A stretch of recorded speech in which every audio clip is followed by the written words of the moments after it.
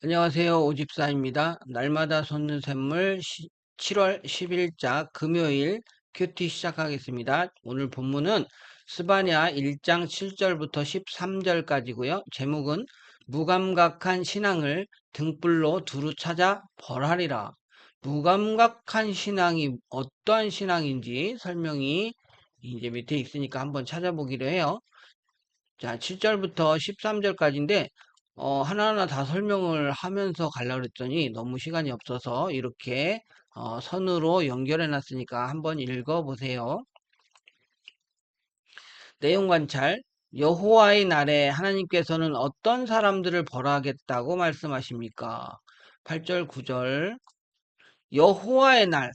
여호와의 날에 희생의 날에 이렇게 얘기했죠. 여호와의 날이라고도 하고 희생의 날이라고도 했어요. 내가 방백들과 왕자들과 이방인의 옷을 입은 자들을 벌할 것이며 그날의 문턱을 뛰어넘어 포악한 거짓을 자기 주인의 집에 채운 자들을 내가 벌하리라. 자, 희생의 날, 유다가 징벌받는 날, 그날에 누구?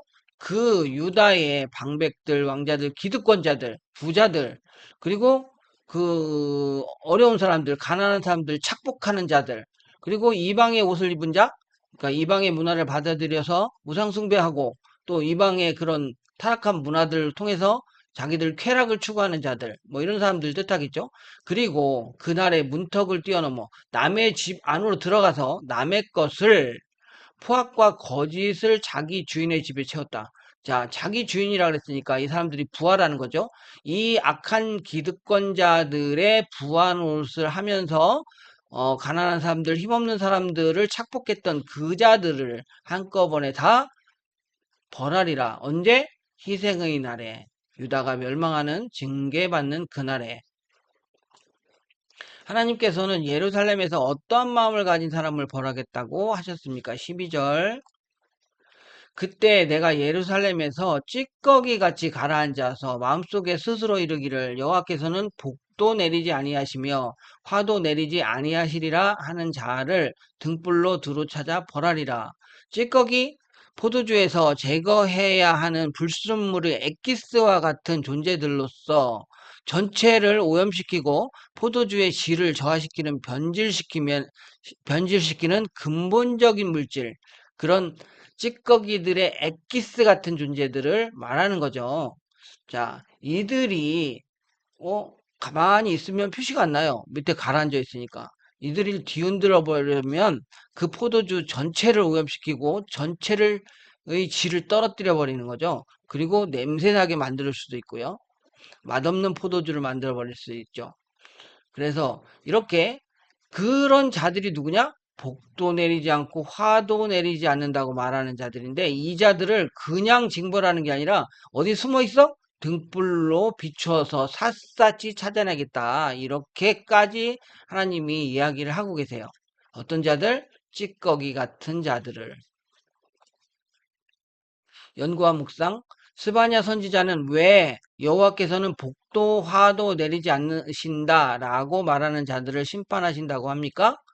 자, 왜냐면 악행을 저지르는 자들이나 하나님을 찾지도 아니하고 무시하는 그런 자들을 똑같이 징계하신다라고 어제 큐티에서 나왔죠.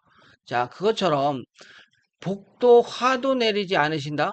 하나님을 죽은 신으로 아는 거야? 그냥 우상과 같은 형상으로 아는 건가? 하나님의 존재를 하나님이 오래 참으시거나 아니면 또 하나님이 너무 어이가 없어서 참 기가 차서 지켜보고 어디까지 망가지는지 보자. 너의 끝이 어떻게 되는지 보자 하고 지켜보고 계시는 수도 있는 건데 그들이 그런 하나님을 두려워하지는 하기는커녕 싹 무시해 버렸어요. 하나님의 존재를 무시하고 하나님을 부정하는 자들이라면 하나님과의 관계가 완전히 끊어져 버린 거죠. 그것이 가장 큰 죄악이다.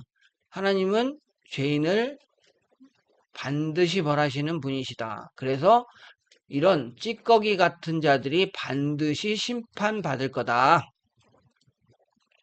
느낀 점, 하나님께서 복도 화도 내리지 않으신다고 여기는 영적 무감각이 심판의 이유가 된다는 말씀을 보며 무엇을 느낍니까? 영적으로 무감각하다. 우리가 하나님을 경외한다는 말을 하는데 경은 존경하다. 외는 두려워하다. 이렇게 쉽게 설명할 수 있어요. 그러니까 하나님이 복을 내리시면 존경합니다. 하나님이 벌을 내리시면 화를 내리시면 너무 무서워요. 자, 하나님을 잘 섬겨서 하나님의 복도 받고 하나님을 잘 섬기지 못함으로 어, 엉뚱한 길로 잘못된 길로 갈 때는 하나님께서 매도 드시고 또 때로는 징계도 하시죠. 자, 이것이 복이에요, 사실은. 그래서 하나님을 인정할 때만 하나님을 경외할 수 있는데, 자, 이렇게 복도 화도 내리지 않는다. 이렇게 평가를 했을 때는 하나님을 무시한 거죠. 그러니까 심판 받는 게 너무나 당연하다. 결단과 적용. 하나님의 심판을 의식하지 못한 채 영적으로 무감각하게 살았던 때는 언제입니까? 당연히 예수를 믿지 않았을 때는 하나님의 심판 같은 것들 생각해 보지도 않았어요. 그죠? 그리고 예수를 믿고 교회는 다니는데 하나님을 제대로 알지 못했을 때 또 이런 생각을 했었겠죠. 자, 하나님의 주권을 인정하는 깨어있는 믿음으로 살아가기 위해서 무엇을 실천하겠습니까? 이 말씀 잡고 가겠습니다. 고린도전서 10장 31절. 그런즉 너희가 먹든지 마시든지 무엇을 하든지 다 하나님의 영광을 위하여 하라. 자, 하나님을 인정한다.